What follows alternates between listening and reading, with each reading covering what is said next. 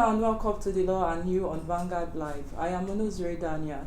Today we'll be looking at the Chinese loan and at the expense of the sovereignty. So today, a lot of things have been said about the Chinese loan that the federal government borrowed to construct the Ibadan and Kano rail line. So joining me in the program today is Mr. Kenneth Aya SAN. Mr. Kenneth Aya, you are welcome to the program, sir.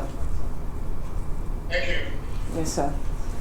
Okay, so there are concerns over the rising trends of government officials who are signing loan agreements with a clause with a clause to waive sovereign immunity, that if it defaults in repayment of the loan,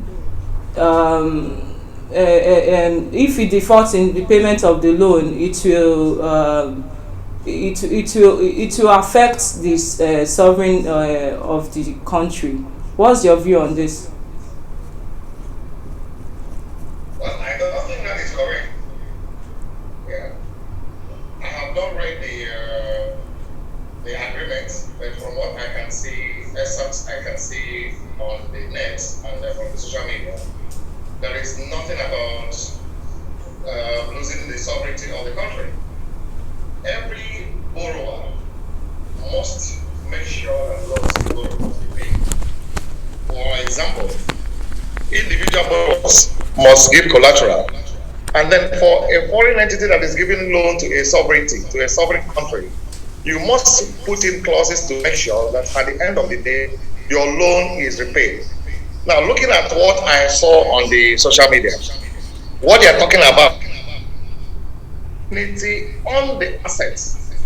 So if, for example, Nigeria is unable to pay and there is, they can levy execution and attach the property of Nigeria in the UK. Otherwise, you cannot do that on a sovereign property. And again, if I don't know what the loan, but if I'm the lawyer drafting that agreement for the foreign waiver, so what they are waiving is the right to the property or the right to for you to levy execution or attach your property, not on sovereignty. So that's a mistake that people are making. Okay, some senior lawyers in the country have called the National Assembly to compel the president to submit all the signed agreements with China so that experts can vet them, saying that the agreement might not have been signed if there is no input of the experts. What's your view on this, sir? Okay, I am at loss as to what that means. Is it well, because of course, some lawyers have said they've called the National Assembly that they should ask the president to compel the president to submit all the signed agreements with China, with the Chinese authorities, so that experts can vet the signed agreements, saying that if the experts saying that the contract might not have been signed with the input of the experts, without the input of the experts. I don't know if you share the view of those senior lawyers. I disagree, because I don't think that much more you can get in the Federal Ministry of Justice. You can get in all the various ministries. The president has more access to more legal advice or legal personnel at his beck and call than the National Assembly. However, if I recall very well, those loans were scrutinized and approved by the National Assembly. Oversight functions to confirm that ideally the amount that the government had asked for was what was released. that it is being used for what it was borrowed, then fine. On the purpose of oversight function, I want to believe that National Assembly ought to have done its tax before approving the loans. So sending it to the National Assembly for experts, I don't understand what experts. I would think that the president would have, or the minister would have more experts available to him than the National Assembly. Alright. What's your take on the warning of the Minister of Transportation, Mr. Rotimi Amechi, that the Chinese authorities might not sign the $5.3 billion loan meant for the Ibadan-Kano rail line if the lawmakers continue to investigate the agreement? I don't know whether the minister said that, but the minister cannot. And then, unless there's something hidden, if there is nothing hidden, then it is within the rights of the parliament to act to scrutinize anything. It's part of the parliamentary oversight functions.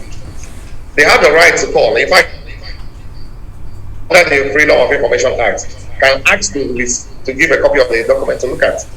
So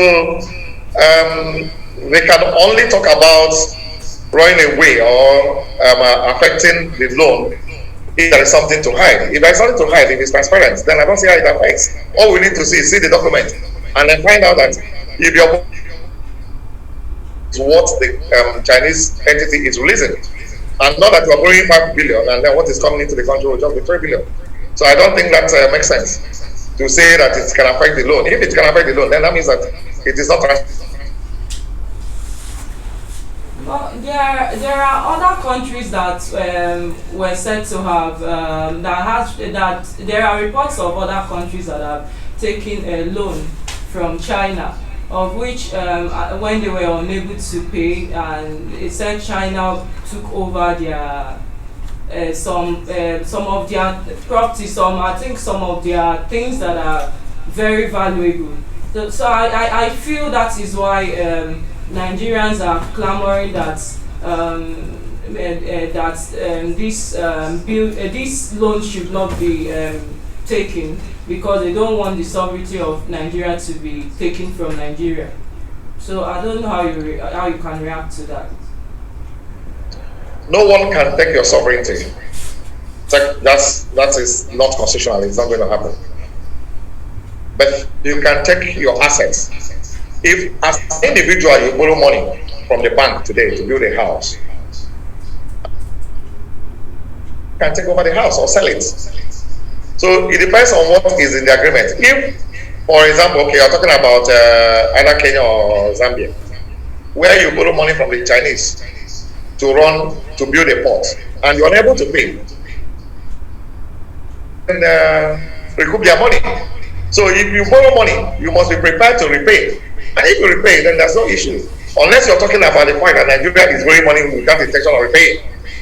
Then in which case, it is proper for China to take over the facility that they have sponsored or guaranteed, facilitated if they didn't pay. So real thing about borrowing money, even as an individual, is that you borrow to pay. And if you don't pay, the lender will have recourse, the collateral. Okay, the Attorney General of the Federation, Abubakar Malami, explained that there was a difference between the international diplomatic immunity, which had to do with a nation's sovereignty, and commercial immunity, which had to do with a commitment to ensure repayment of loans. What's your view on this? The Attorney General is correct. That's a sound legal advice. Sovereignty has to do, sovereign immunity has to do with sovereign acts. When you enter into a commercial transaction, you're bound by other laws, including that clause agreement. It's not any smart lawyer will do. Even though some English courts have even that clause in your action, in any agreement, and held transactions are different from sovereign acts. And that is why in that seminar that I've seen, they said excluding assets.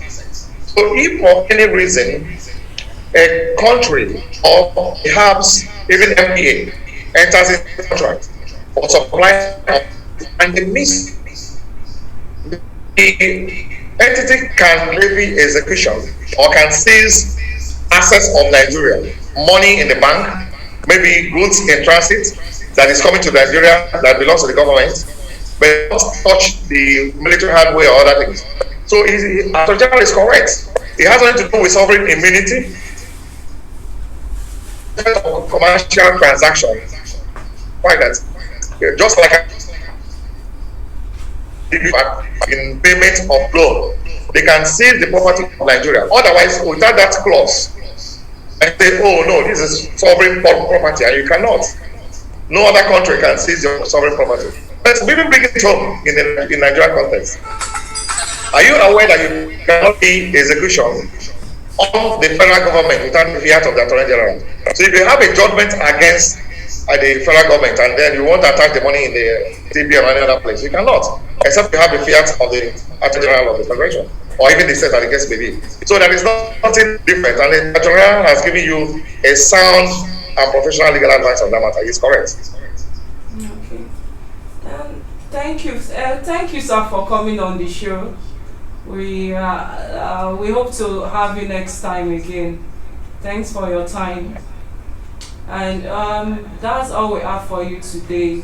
Stay tuned till we come your way again next time. Bye for now.